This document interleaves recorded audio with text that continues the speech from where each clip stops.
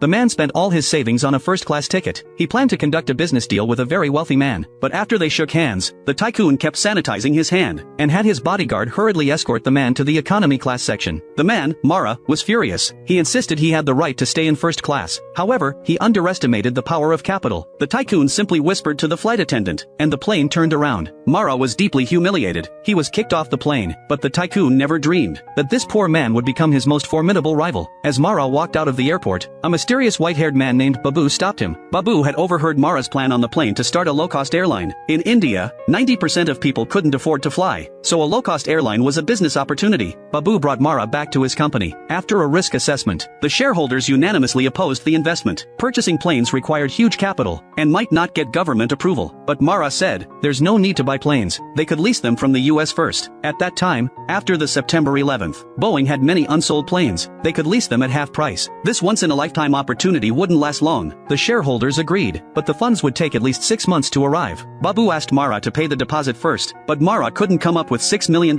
Even after mortgaging his house and farmland, he still needed $4 million.